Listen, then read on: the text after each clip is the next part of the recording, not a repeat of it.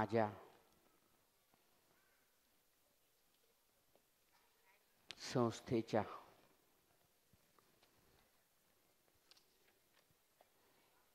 विद्यार्थ्यांच्या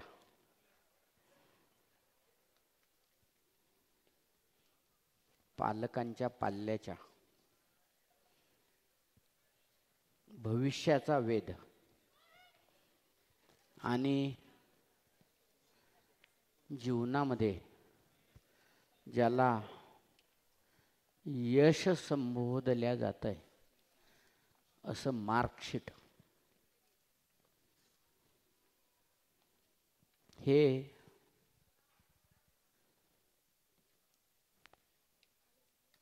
जीवनाच्या कलाटणीमध्ये आपण किती महत्त्वाचं ठरवतोय आणि अशा मार्कशीटला आपण किती महत्त्व द्यायचंय ही खरोखर वस्तुस्थिती आणि काळाची गरज आहे. अशा या छानशा शब्दाच्या सुसंगतीमध्ये आपल्या पाल्याच्या दिशा देणाऱ्या विषयाला वळण देण्याकरता जे कोणी पालक प्रथमतः उपस्थित आहेत त्या सर्व पालकांचं मी प्रथमतः अभिनंदन करतो. त्या पालकांना आपण सर्वांनी टाळ्यांच्या गजरामध्ये त्यांचं स्वागत करावं अशी विनंती करतो.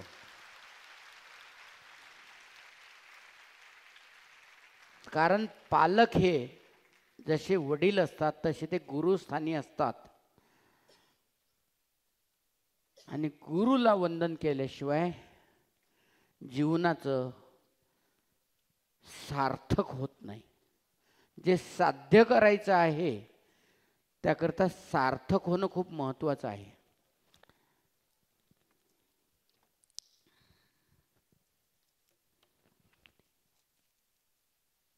तदनंतर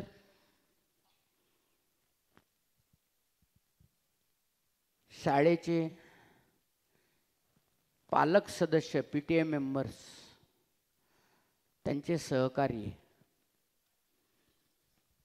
आणि जे क्रिएटिव्ह माइंडसेटने इथपर्यंत पोचलेली प्रत्येक व्यक्ती विद्यार्थीगण यांचं सुद्धा मी अभिनंदन करतो. त्यांना सुद्धा आपण टाळ्यांच्या गजरामध्ये स्वागत करूया. तसेच ज्यांनी कोणी हा कार्यक्रमाला प्रोत्साहन दिलंय अशा आमचा शिक्षकवृंद, स्टाफ, आमच्या संस्थेचे हितचिंतक, बॉडी मेंबर, माझे कुटुंबातील सभासद, हे सर्व लोक या कार्यक्रमाला उपस्थित आहेत. तसेच वैशालीताई, Shivhari Gawade sir, Rekha Raskar, Sharad Kakade sir, Santosh Borate sir, Abhijit Tapkir, Nitin Chaskar sir, Radhakrishna Korde sir, हे सुद्धा या कार्यक्रमाला उपस्थित राहून यांनी या कार्यक्रमाचं मूल्यमापन करून पुढच्या वेळेस काय दुरुस्त्या करायच्या आहेत याकरिता या लोकांनी निश्चित आम्हाला मार्गदर्शन करावं. कारण तिसरा डोळा हा थर्ड एम्पायर हा खूप महत्त्वाचा असतो आणि माझ्या जीवनामध्ये मी स्वतः आणि ज्यांनी कोणी मला माझ्या चुका दाखवल्यात, माझं रिजेक्शन काढलंय त्या सर्वांचा मी आभारी आहे. ह्या सर्वांना सुद्धा मी माझ्यातर्फे थर्ड एम्पायर म्हणून मी त्यांचं अभिनंदन करतो.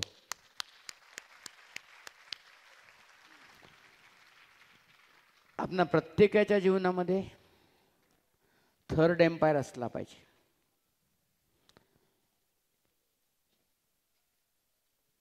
आम्ही सर्वात महत्त्वाचा विषय संध्याकाळी किंवा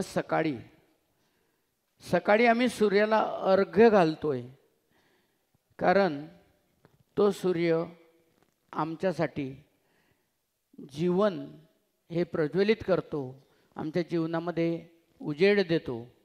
म्हणून सर्वात महत्त्वाचं सकाळी आम्ही सूर्याला अर्घ्य देतोय. जे कोणी देत नसतील त्यांनी द्यावं असे मी विनंती करतो. सोबतच आई वडिलांचं दर्शन घ्यावं. मुलांनी आई आणि वडिलांच्या उजव्या पायाच्या बोटावर डोकं ठेवावं, नतमस्तक व्हावं. आईच्या डाव्या पायाच्या अंगठ्यावर डोकं ठेवावं, नतमस्तक व्हावं. आई वडिलांचं प्रेम वाढतंय आणि ते पाया पडल्यानंतर आई वडिलांनी बाळाला आपल्या छातीशी लावून घ्यावं, त्याला प्रेम द्यावं. स्वाभाविक अंतर कमी होण्यासाठी खूप महत्त्वाचं हे शस्त्र आहे. मुलगा आमचा ऐकत नाही, बाळ आमचं ऐकत नाही. हे विषय 21 दिवसानंतर, 42 दिवसानंतर, 180 दिवसानंतर सवयी लागतील आणि आम्हाला आमच्या गुरूच्या, आमच्या आईवडिलांच्या, मार्गदर्शक लोकांच्या समोर नतमस्तक होण्याची सवय लागेल. कारण प्रवाह हा उताराकडं असतो. त्यामुळं माझ्या स्वभावाला उतार असला पाहिजे. समोर काही जागा मोकळ्या आहेत, जे कोणी उभे असतील पाठीमागं त्यांनी बसून घ्यावं.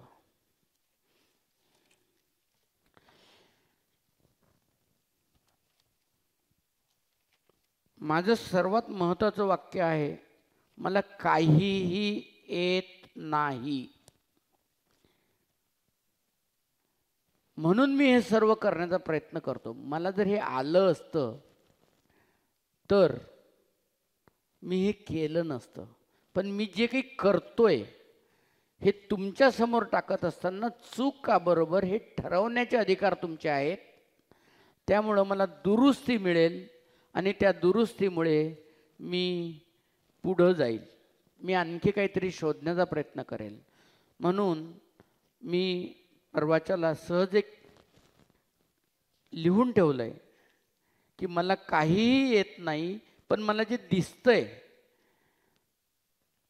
तिथं मी ते निवडतो आणि ते निवडल्यानंतर मी त्या विषयावर स्टेबल होतो आणि तो विषय पूर्णत्वाकडे नेण्यासाठी कायम प्रयत्नवादी असतो. अभ्यास तीच मुलं करतायत की जे समजतायत की मला आलं पाहिजे, मला वाचता आलं पाहिजे, मला लिहिता आलं पाहिजे, माझं अक्षर सुवाच्य असलं पाहिजे, परीक्षेच्या वेळेला मला आठवलं पाहिजे, मला रिव्हिजन केली पाहिजे. स्कूलमध्ये आम्ही विठ्ठल लहाने यांचं 52 ते 58 मिनिटाचं व्हिडिओ क्लिप दाखवण्याचा प्रयत्न केला आहे. किती विद्यार्थ्यांनी बघितलं आहे? हात वर करा. वा. ज्यांनी कोणी बघितला नसेल त्यांनी पालकांनी व मुलांनी एकत्रित बघावं. वेगवेगळं जर बघितलं तर चर्चा करावी. ज्या विठ्ठल लहानेला MBBSला पहिल्या वर्षी सर्व विषयामध्ये नापास होते, त्यांचे मोठे भाऊ तिथं डीन होते, त्यामुळे ते एक व्हॅल्युएबल पर्सन विद्यार्थी होते. दुसऱ्या वर्षी त्यामध्ये काही बदल झालेत, पण तिसऱ्या वर्षी त्यांनी विचार केला आहे की जर एक शेतकरी किंवा एक मजूर त्या दिवशीच्या मजुरी करता दिवसभर काम करतो, 2 रुपये 3 रुपये किंवा 5 रुपये त्या दिवशीची जी मजुरी आहे त्या मजुरी करता, तर मी माझ्या 13 विषयाचा अभ्यास करत असताना मी याला माझं कर्तव्य, जबाबदारी आणि कार्यक्षमता का समजू नये. त्यांनी त्या विषयाला आपलं कर्तव्य समजलं, कार्यक्षमता समजली, जबाबदारी समजली आणि संध्याकाळी 9 वाजता झोपायचं म्हणजे झोपायचं हे ठरवलंय. सकाळी 3 वाजता उठायचं म्हणजे उठायचं ठरवलंय.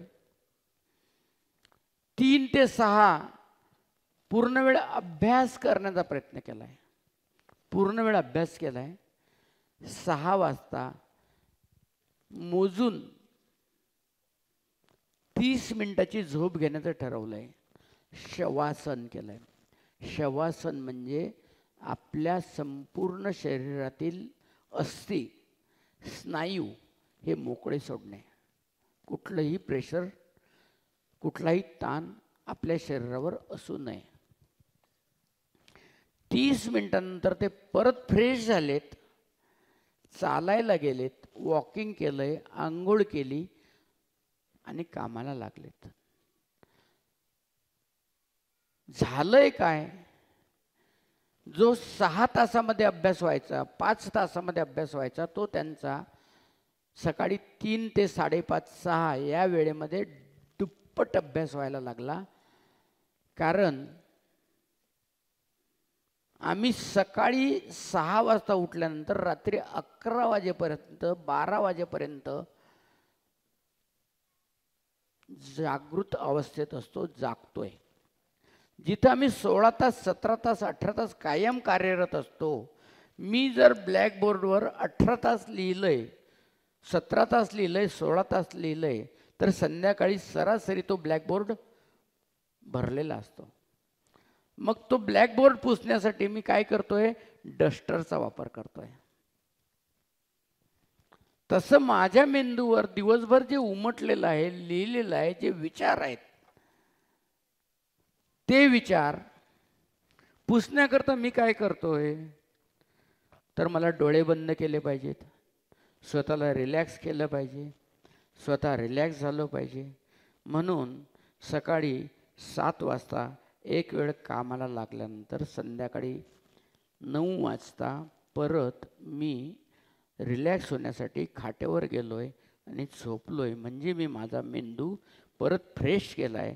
माझ्या जीवनातील, माझ्या डोक्यातील माझे विचार मी ब्लॅकबोर्डवरील डस्टरने जसे पुसून काढतो, तसे मी त्या झोपेच्या अवस्थेमध्ये मी माझे विचार हे काय केले, सांगता येईल आपल्याला, काय केलेत? आपला आवाज ऐकू इच्छितो, नाही सांगता येणार. अरे निश्चित तुमच्याकडे उत्तर आहे, तुम्हीच उत्तर देऊ शकता. दिवसभराचे विचार काय केले? वा, पुसून टाकलेत. आणि रात्री 9 ते सकाळी 3 मी परत फ्रेश झालोय. फ्रेश होऊन परत कामाला लागलोय. 3 ते 6 परत अभ्यास केलाय. 3 ते 6 परत अभ्यास केलाय आणि 6 ते 7 परत मी माझे विचार पुसून टाकले, ब्लॅकबोर्ड कोरडा केलाय, मोकळा केलाय, नील केलाय आणि 7 वाजता परत कामाला लागलो नव्या दमाने. शरीराला, बुद्धीला, विचाराला चालना देण्यासाठी 24 तासामध्ये आम्हाला 2 वेळे रिलॅक्सेशन मिळालंय. त्यामुळे सकाळच्या 3 तासामध्ये जेवढा अभ्यास होतो, तो आम्ही संध्याकाळी 6 वाजता, 7 वाजता, 8 वाजता अभ्यासाला बसल्यानंतर रात्री 3 वाजेपर्यंत अभ्यास करून जो अभ्यास करतो, तो अभ्यास होत नाही. आणि रात्री 3 वाजेपर्यंत अभ्यास केल्यामुळं आम्ही सकाळी 8 वाजता 9 वाजता जे उठतोय, कितीही झोपण्याचा प्रयत्न केला तरी आमच्या चेहऱ्यावर थकावट असते, जांभई येते, आम्हाला रिलॅक्सेशन मिळत नाही. कारण झोप ही संध्याकाळी 9 ते 3 जेवढी छान झोप लागते तेवढी झोप सकाळच्या 3 ते 3, 3:30, 4, 4:30 वाजता जागृत अवस्था असते. आपण आपल्यासोबत असलेल्या पालकांना, आईवडिलांना विचारा. हा फॉर्म्युला म्हणजे पहिल्यांदा पाठांतर करणे, 15 दिवसानंतर त्याचं पहिलं रिव्हिजन करणे, 1 महिन्यानंतर परत रिव्हिजन करणे, 2 महिन्यानंतर परत रिव्हिजन करणे आणि विषय समजावून घेऊन महत्त्वाची वाक्य, महत्त्वाचे शब्द, प्रसंग निर्माण करून ते लक्षात ठेवणे. अभ्यास कसा करायचा? प्रसंग निर्माण करायचा. कारण कितीही पाठांतर केलं तर आमच्या मेंदूमध्ये कितीही मोठी ब्ल्यू चिप असली कॉम्प्युटरसारखी तरी कमांड तर द्यावी लागेल ना. मला कॉम्प्युटर वापरता येत नाही, मला माझ्या मोबाईलचं गूगल पण वापरता येत नाही. मी माझा मोबाईल फोन घेणे, फोन करणे, छोटा मोठा मेसेज टाकणे आणि यूट्यूबवर काही गोष्टी शोधणे आणि त्या ऐकणे, इथपर्यंतच मी आहे. मी व्हॉट्सअपला जात नाही, मी व्हॉट्सअप केव्हाच बघत नाही, मी मेसेजेस पण बघत नाही. आणि जे रील्स म्हणतायत ना, ते रील्स कशाला म्हणतायत हे मला कधीच कळलं नाही. चुकून जर बघितलं असेल तर याला रील्स म्हणतात हे पण मला माहीत नाही. आणि वाढदिवसाचे मेसेज टाकले पाहिजेत असं कुठंही लिहिलेलं नाही. मोठ्या वयामध्ये एखाद्या वेळेला तुम्हाला 100, 200, 500 जरी वाढदिवसाचे मेसेजेस आले तर त्यामधून तुम्ही काय मिळवणार आहात? गुड मॉर्निंगमधून तुम्ही काय मिळवणार आहात? जेवढं गरजेचं असेल तेवढं तुम्ही आईवडिलांना, तुमच्या रिस्पेक्टिव्ह पर्सनला, तुमच्या अधिकाऱ्याला तुम्ही गुड मॉर्निंग हा मेसेज टाका.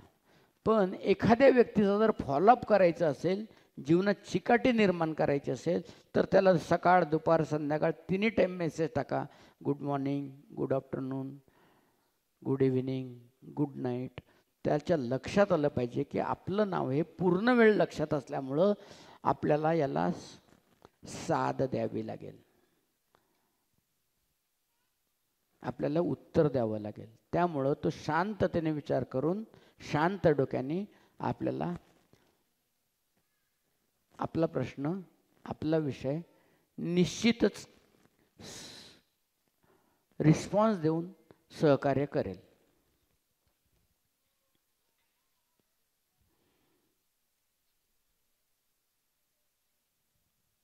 म्हणून शब्द हे शस्त्र आहे, त्याची धार आपल्याला कायम ठेवायची आहे. जेवढं वापराल, जसं वापराल तसं ते रिझल्ट देतंय. मी आत्तापर्यंत तुमच्या पाल्याच्या, माझ्या विद्यार्थी मित्रांच्या अभ्यासाबद्दल बोलत होतो. ह्या सगळ्या गोष्टी करत असताना आम्ही स्वतःसाठी किती वेळ देतोय?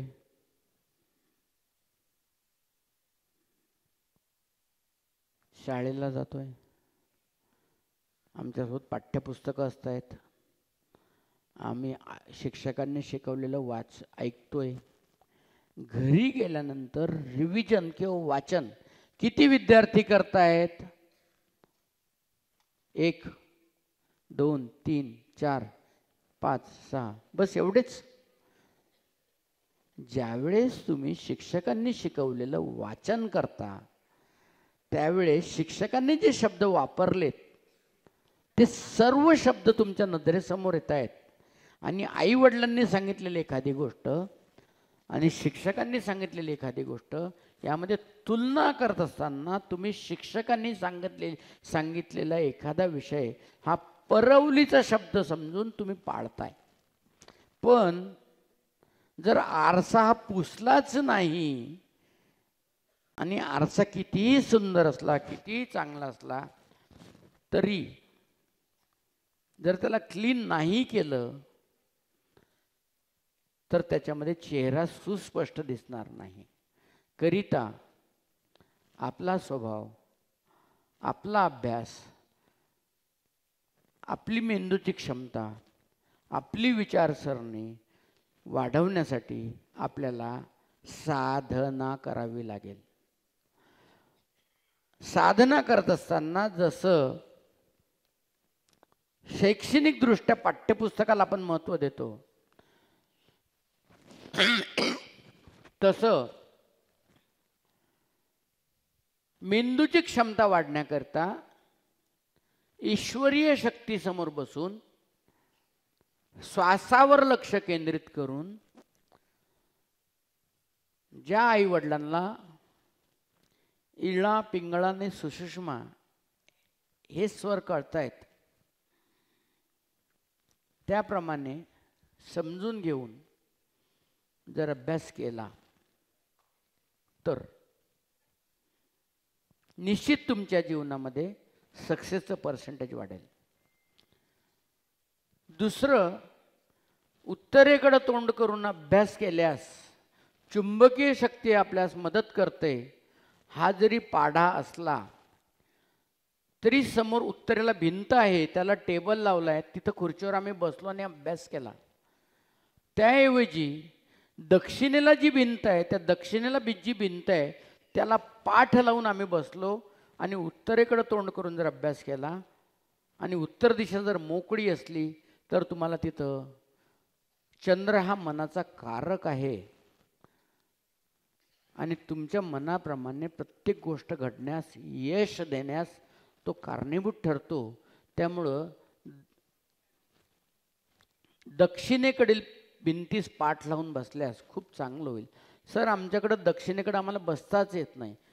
पश्चिमेकडे सुद्धा बसून आपण अभ्यास केला आणि पूर्वेकडे तोंड केलं तरीही तुमच्या यशामध्ये खूप मोठी भर पडते. उत्तर दिशा ही कायम तुम्हाला उत्तर देत असते आणि पूर्व दिशा ही कायम तुम्हाला राजयोग देत असते. छोट्या छोट्या गोष्टी आहेत, तुमच्या जीवनामध्ये सक्सेस होण्यासाठी तुम्हाला पुढे यावं लागेल. मग हे सगळं आम्ही का करावं? आमच्याकडे आत्मविश्वास आहे का? मग जर आमच्याकडे आत्मविश्वास नाही किंवा तो कमी पडतो तर तो आम्ही कसा मिळवायचा?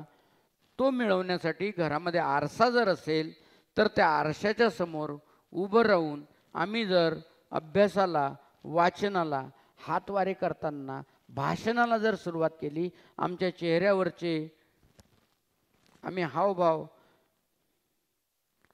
जर स्वतः निहाळले तर आमचा स्वतःचा आत्मविश्वास स्वतः वाढतोय. निसर्ग कधीही ठप्प बसू देत नाही, त्यात सारखे बदल होत असतात. परिस्थिती सुधारण्यासाठी, सुखकर करण्यासाठी निसर्ग सतत प्रयत्नशील असतो, पण आम्ही त्याला पॉझिटिव्ह किंवा निगेटिव्ह अँगलने बघत असतो. विद्यार्थी जीवनामध्ये अपयशाला सुद्धा आम्ही पॉझिटिव्ह अँगलने बघितलं पाहिजे, कारण अनुभव हे भविष्यातील जीवनामध्ये आम्हाला कामात येतात. सृष्टीचा अधूनमधून ढासळणारा तोल सावरण्याचं काम निसर्गच करतो. म्हणून आपण पुष्पावषधी या विषयावर बोलणार आहोत. नैसर्गिक जी औषधं की जो कुठलाही आजार नसताना आपल्या कामात पडतात, आपलं मनोबल वाढवतात.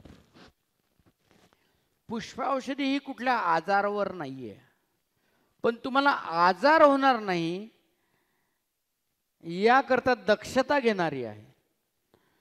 सर्वात मोठं आजाराचं काय कारण आहे बरं? आजाराचं सर्वात महत्त्वाचं आणि मोठं कारण आहे आमचं मन आणि आमच्या मनाचं कारक. आम्हाला भीती वाटते, आम्हाला गिल्टी वाटतंय, आमचं उत्तर बरोबर असतं, पण आम्ही प्रेझेंट करू शकत नाही, मांडू शकत नाही. आम्ही आमचा विषय प्रेझेंट करायला कमी पडतो. आमच्या इथपर्यंत आलेलं असतं, पण आम्ही पुढं बोलू शकत नाही. ह्या सगळ्या ज्या गोष्टी आहेत, ह्या सर्व बाबी मी उत्तर लिहिलंय, चुकीचं का बरोबर हे मी काय म्हणतोय, परीक्षक ज्यावेळेस ठरवतील, चूक किंवा बरोबर दाखवतील, ज्यावेळेस मार्क पडतील त्या दिवशी आम्हाला कळतं. पण माझा आत्मविश्वास काय म्हणतोय? मग मी आत्मविश्वास वाढण्यासाठी काय केलं पाहिजे? आत्मविश्वास वाढण्यासाठी मी लार्ज म्हणून एक औषध आहे की जे मनाचं कारक आहे, जे तुम्हाला बोलायला शिकवतंय, तुमचा विषय तुमच्यासमोर मांडायला शिकवतंय. जो आमचा लाजरे बुजरेपणा आहे, जे आम्ही कसं बोलू, दिमागदार शब्दामध्ये, गोड शब्दामध्ये कसं मांडू, हे आम्हाला शिकवतंय. त्याचं नाव आहे आत्मविश्वासाच्या कमतरतेमुळे लार्जचा पेशंट निराश असतो आणि आत्मविश्वास जर नसेल, मला स्विमिंग येतंय पण माझं मन तयार नाहीये, मला पोहायला येते पण माझं मन तयार नाहीये, मी पाण्यात उडी मारणार नाहीये. मग मनाची तयारी करण्यासाठी आमच्याकडे काय पाहिजे? आत्मविश्वास पाहिजे. आणि सर्वात महत्त्वाचं, व्यवसायामध्ये ओव्हर कॉन्फिडन्स, ओव्हर ट्रेडिंग ह्या गोष्टी माणसाला संपवतात. म्हणजे जास्तीचा आत्मविश्वास, जास्तीच्या आत्मविश्वासावर सुद्धा मला कंट्रोल आणावं लागल. आणि ज्यावेळेस माझा जास्तीचा आत्मविश्वास असतो, जास्तीचं पाठांतर असतं, त्यावेळेस लिहिताना मला माझे शब्द आठवत नाहीत. हे शब्द आठवण्यासाठी परत मला 2 पावलं मागं यावं लागतं. यावरची पुस्तकं बाहेर ठेवलेली आहेत, ती पुस्तकं माझी नाहीत. मी स्वतः डॉक्टर नाही. पुष्पाऔषधीची औषधं घेण्यासाठी डॉक्टर होण्याची गरज नाही. आपल्या मनावरचे जे ओझे आहेत ते आपल्याला ओळखता आले पाहिजेत. आपल्या मनावरची जी भीती आहे ती भीती कमी झाली पाहिजे. म्हणजे आपण स्वच्छ मनाने अभ्यासाला लागू. त्याकरिता ह्या सगळ्या ज्या गोष्टी आहेत ह्या एकमेकाशी निगडीत आहेत. आणि त्या पुस्तकावर ज्यांनी पुस्तक लिहिलं आहे, जे औषधं देतात त्यांचा नंबर लिहिलेला आहे. त्यांना जर तुम्ही ऑनलाईन पैसे पाठवले तर ते औषधं तुम्हाला मिळू शकतात.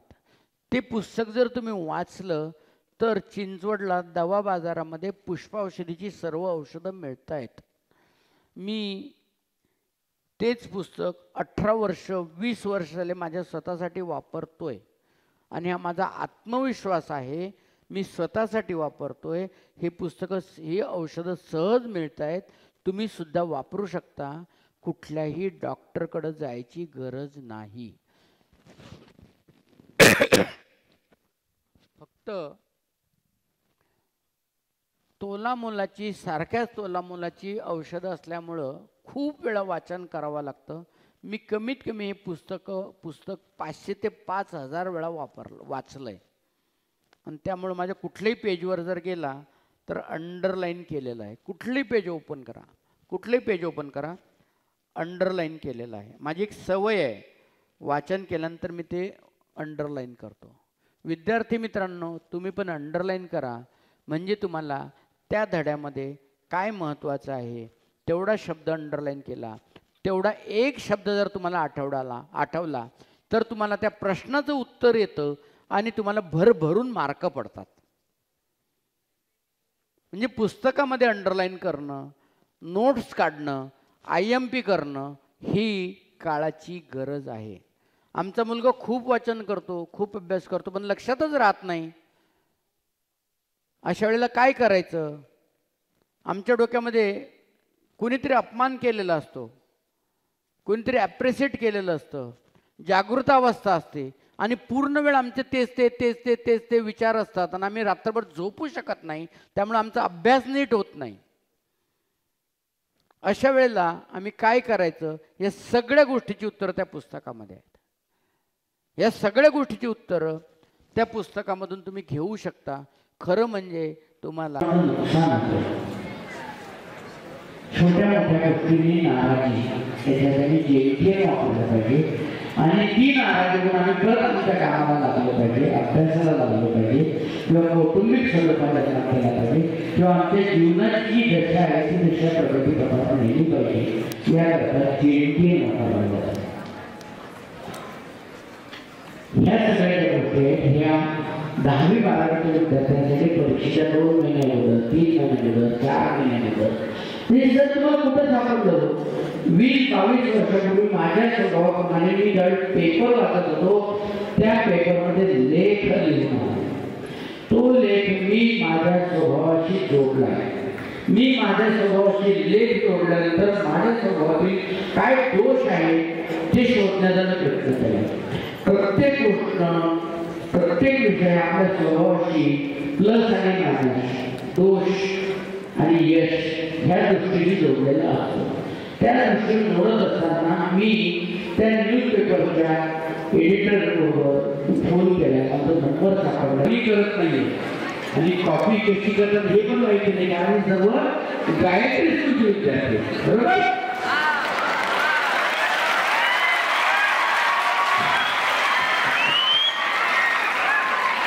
पण तरीही माझ्यासारखा एखादा अवघड विद्यार्थी हिंदी करून कॉपी आणतो आणि ती परीक्षकाने पकडली, नाराज होते. अशा सगळ्या विषयाच्या सुरुवातीला सुद्धा आमचं नाव स्टेबल असलं पाहिजे, जे येतं ते आम्ही लिहिलं पाहिजे. लग्नामध्ये व्यायाला नारायण दिले, शेजारपैकी दिलेले म्हणून ते एक व्याय नाराज होतात. अशा वेळेला सुद्धा आम्हाला स्टेबल व्हावं लागेल. आमच्या